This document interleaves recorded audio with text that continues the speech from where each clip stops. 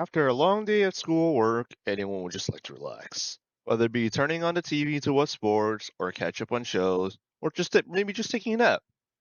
Nowadays, you get another option to wind down video games. Today, more than ever, there are so many games to count single player games, multiplayer games, co op games, etc. However, have you ever wondered if all video games actually help you relax and reduce stress? I mean, you have been frustrated at a game before, right? I personally think there's more to video games that deal with stress that we know of.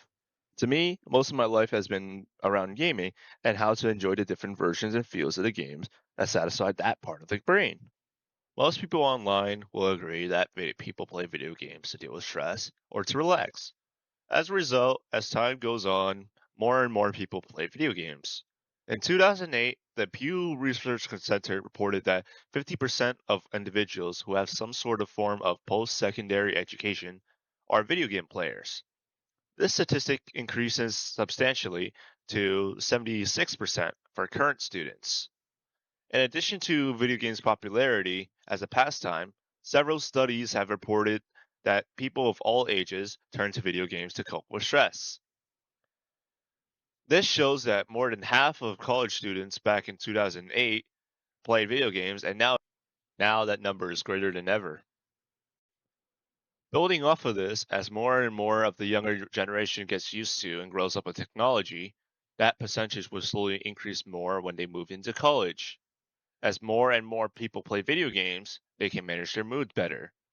Will Taker says, video games may be the ideal form of media for managing mood states because they are active rather than passive, showing that video games can change moods due to how they are played and made.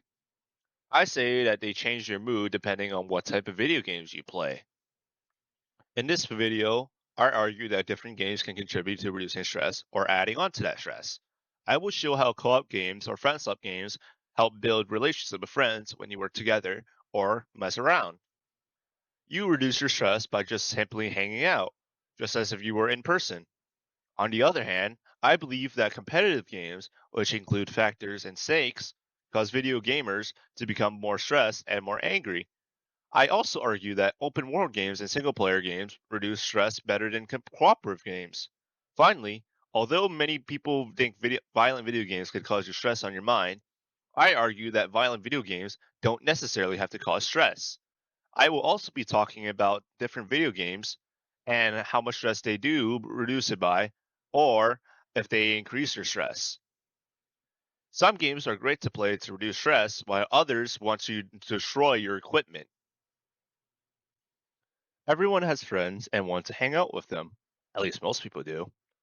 When it comes to video games, a genre of video games come up whenever you want to play with a bunch of friends and just have an overall good time.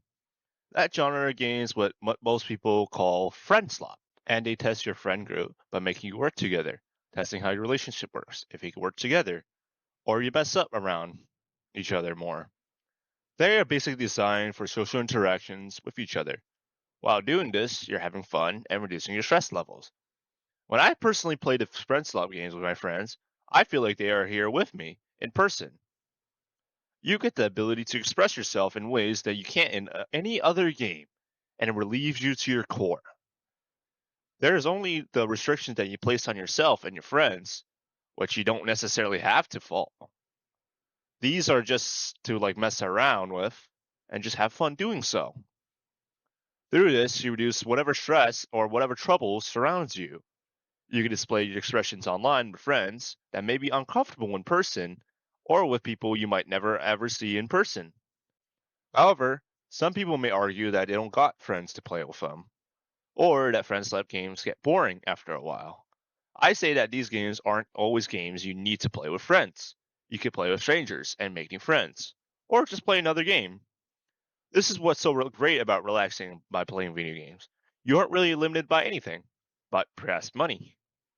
Friend slap games do get repetitive, but at the same time, the time you're putting into playing and having fun with friends makes up for it. And with these statements, it is safe to say that friend slap games is one of the best ways to wind down and relax. Just catch up with some friends after a very long day. Is there a difference to what games we play to deal with different factors of stress we collect? There are so many different types of games, and some of them deal with stress better than others. One example of what type of game is an open world game, where you explore the map of the game you're playing.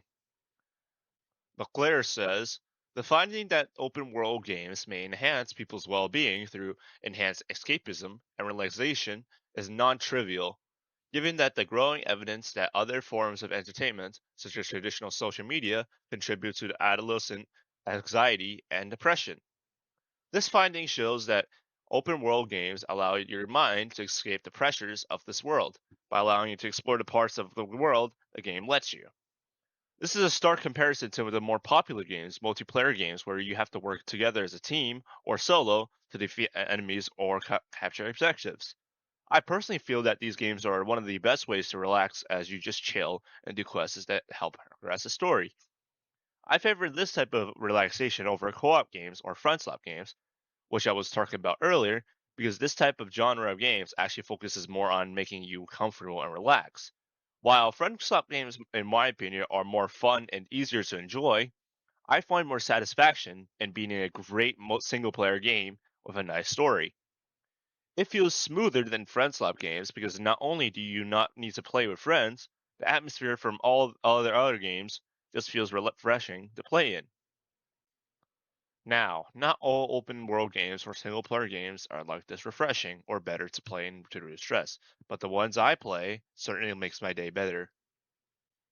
When I play video games, I think of games where there's something to win or something to gain.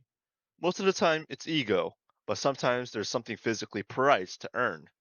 Competitive games are something I grew up with and have a love hate relationship with it. Competitive games are mostly about stake and how much you can earn and lose. However, it's always never that simple. Take the statement about ideas of winning by Ventra. Winning elicits positive emotions, especially if the player overcomes challenging hurdles. These positive emotions are associated with rewarding sense of pleasure that players seek. However, continuous winning can lead to this desensitization of rewarding feelings, therefore reducing engagement. By contrast, losing elicits negative emotions, such as anger or frustration. When losing, users may continue to playing in order to prove their abilities in the task and experience the rewarding positive emotions before giving up or quitting. This sums up what I believe what makes competitive games one of the most stress-inducing and unrelaxing genre of video games there are. When it comes to winning or losing, you feel something, and when this can be used against you, you feel powerless. Winning too much makes you not enjoy winning, while losing too much just frustrates you. Competitive games are there for you to test yourself to make you better at something. And yet when I play these type of video games, they feel so twisted. So you can never stop playing because you either never lose too much or never win too much. Even through improvement and working through how to make it better, these games don't feel like you can win mentally and it just stresses me out. I haven't seen much research related to what is it that made competitive games not relaxing to play, but whenever there's stakes in it, something about it feels pressuring, and that pressure does not relax you at all.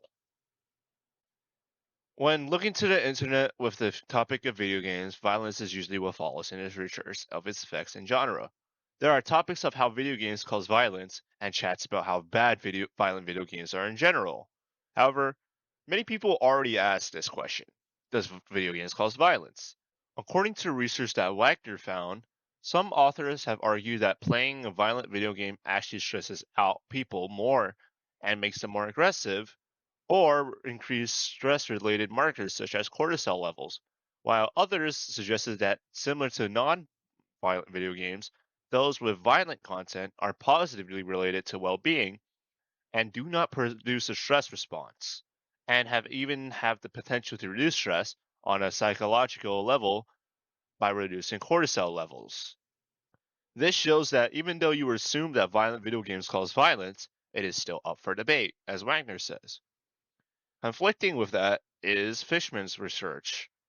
Some researchers have taken notice to the criticism in recent years and have begun exploring alternative hypotheses for the differences found, such as that the violent video games chosen were harder to master and that many people had aggressive thoughts simply because they lost, showing that violence in video games aren't to blame for people being violent. In my opinion, violent video games don't cause violence because the games that have it are into convincing you to actually commit violent crimes in real life. When it comes to relaxing, violent video games are more about being exhilarated than stressed. Rather than feeling the stressfulness of using a weapon to defend yourself, you make use of that weapon to rid yourself of your enemies. Although it may sound psycho to feel this, it still means that it doesn't really stress you to release your anger onto NPCs or on other people in the video games. However, when it comes to pure horror games, you find none of those violent video games are made to relax yourselves.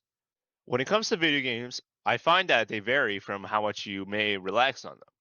Some games, if all you want to do is relax, you would avoid any horror or competitive games, as they would probably stress yourself further. However, other games, like co op games, slot games, or single player games, are one of the best ways to feel good and chill. When it comes to this, it's mostly up to opinion and how you personally feel about the different types of games. Believe whatever you want, as mostly the opinion of what relaxes you and what stresses you is still up to you. Maybe there's going to be more research on what video game stresses you and what doesn't.